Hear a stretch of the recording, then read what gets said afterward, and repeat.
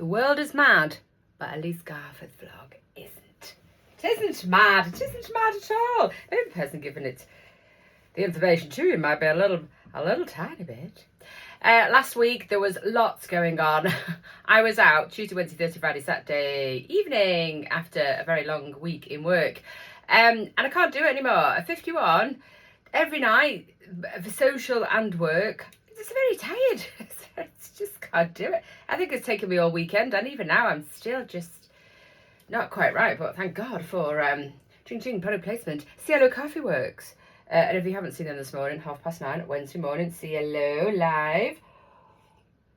It's always good to go on actually, because they do a few little elements to it and also give you some information about coffee, which to me, being a coffee lover, is quite fascinating. So do go on it at 9:30 on a Wednesday morning.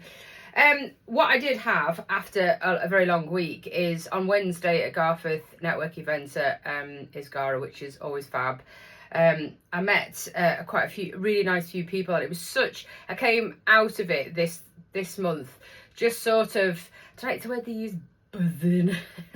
But I had a little high because I got to chat to loads of people who are just as enthusiastic about things as me. And I met a guy called Richard who does plate to plate compost, and he's in Swillington and has been running for about 9 years. And oh my God, I was so excited to hear his story because it's right up my street. Somebody who sees there's a problem, has a sustainable background for it, and so much more. So I'm going to read you a little bit about Richard, and he's going to come on as a member, and I'm going to do a vlog with him sometime in this new month of October that we're in. And we're going to do like a 10-minute vlog that we did with CLO, just to give you an insight about what he does, because it's fabulous. And I'm going to read a little bit to you from his website. So Plate to Plate Compost is a small Leeds-based business in Swilly, employing people with learning difficulties, supporting the community of Leeds, and producing a quality general purpose compost that is 100% matter, peat and chemical free. The two parts of our business are our waste food collection service from homes and businesses in Leeds, selling a quality general purpose compost made from waste food that is ideal for your garden, allotment or potting shed. And we love the idea of food going from your plate to compost to your veg patch back to your plate. Plate to plate compost made simple. So if you're wanting somebody to come and collect your food waste and set that up, it's got a very nominal very nominal fee that he charges a month, does Richard. But the process of setting that up, someone coming to collect your food and then using it again for something else that you could probably just get back. So rather than composting it yourself, and because we've done that in the past where we've composted at home, and in the end we've had to give our compost bins to schools, donated them, because we just kept getting rats all the time. I wasn't too keen on that.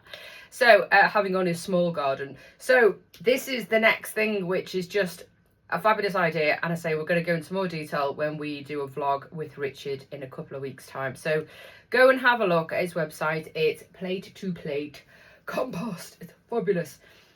Also, that week I went to Garforth Community Choir 10-year anniversary. I cannot believe it's 10 years since, literally, I had a conversation with people.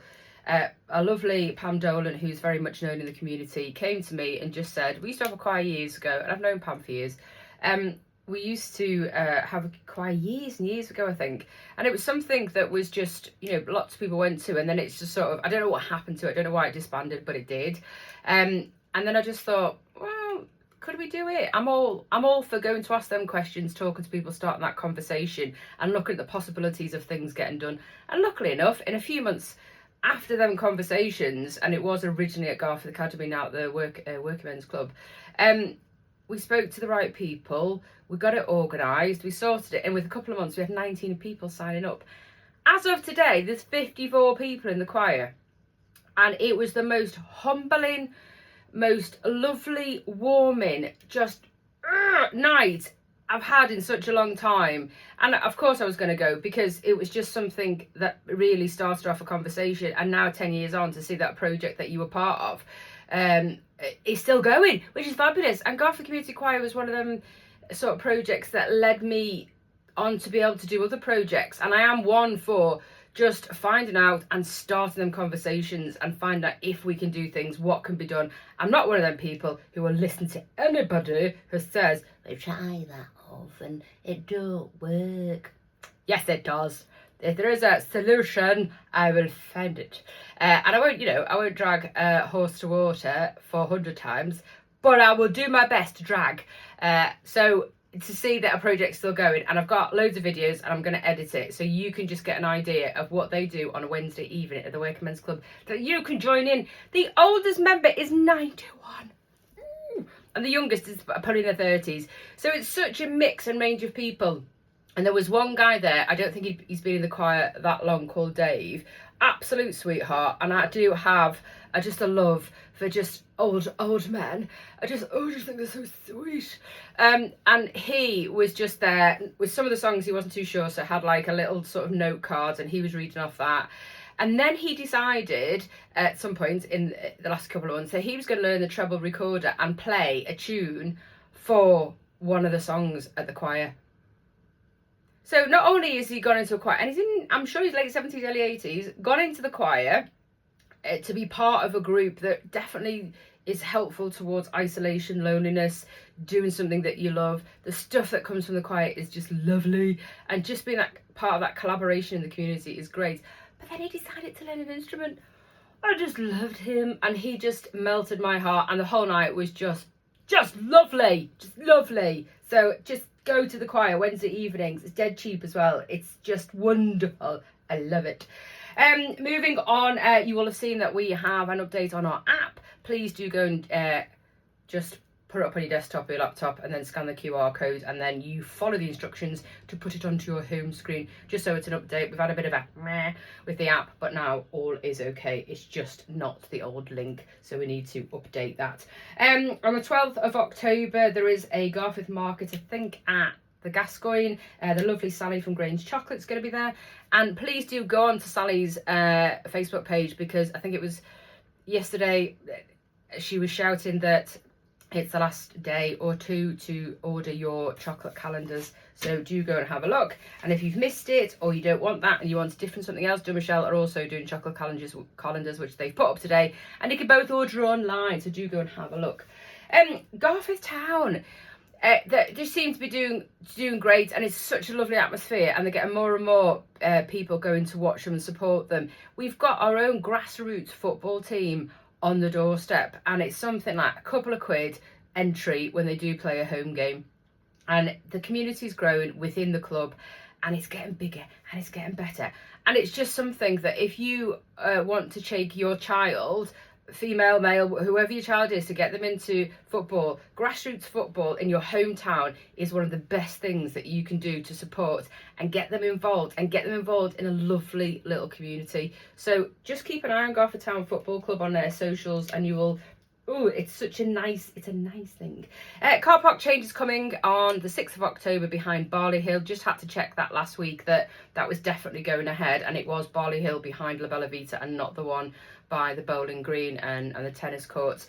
It's free for an hour, and then it's a nominal charge of £1 something for the further 2 hours, and there's nothing we can do about it. I think the local council has tried to stop that happening. And obviously it's going ahead because the council have no money, and they need to make some, so we just have to deal with what we've got. But the advantage is that there's not going to be any long-term parking, so people who say they don't go to Main Street because there's nowhere to park, I've never had an issue. Hopefully this will alleviate some of the spaces and encourage more people to sort of do a turnaround in parking, so an hour most people can do the things that they need to, and it's only going to be £1 and something if you need to be there a bit longer for hair or makeup or whatever it is. So also the other car park in the Springs as of today. So if you're a traveller to the Springs a lot, 5 hours maximum free parking, and I think you get an extra 2 hours if you're at the cinema, but then they're going to start charging. There's going to be wardens about, and I think there's needed wardens for about, to be honest, for a bit, because some people park like an arse on the roundabouts by the what are you doing? You just look, why? Or they just can't be bothered. Oh, can't get a space at the Springs either. Just drive round for a bit. Someone's going to come up. There's like 700 million spaces, and at some point, someone's going to come up. It's just that someone will drive, can't find a space within a minute, and then give up and go park on a roundabout. Cause stupid. So, they are going to enforce a 5-hour maximum limit at the Springs. That will suffice for everybody, I'm sure. Unless you're doing dentistry, hair, makeup, Costa coffee, jazz, cinema, all in one go, which I doubt. And I think it's just maybe because a lot of people are going there, parking because the M1, and maybe doing a sort of car share.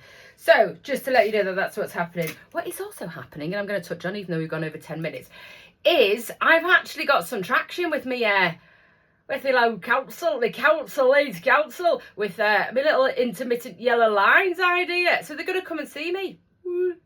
But what I need from you, which is very important, and I'm going to do some myself, if you at any point, and I'm not encouraging you to do this while you drive, and if you're a passenger in a car or you're walking, please take a picture of any of the traffic on Church Lane, Green Lane and Nyland Road when they're at the optimum peak of just busyness, so that I can forward these images on before I meet Ben, and we can have a chat about, look at the reasons why I'm actually seeing if this is a good idea to scheme and pilot throughout Garforth. So please send them to me at christine@themaindeal.co.uk, email them across, go onto socials, send me the pictures. If I can get a lot of information from everybody, and don't worry, I won't put any car registrations up. I just need some pictures from you, christine@themaindeal.co.uk. Send me them if you see that there's traffic on Green Lane, Church Lane and Islands, and it's causing a hazard. Just send me them, and I can just build a little portfolio of information. Have a beautiful day in the rain. It's sweater weather. Happy October.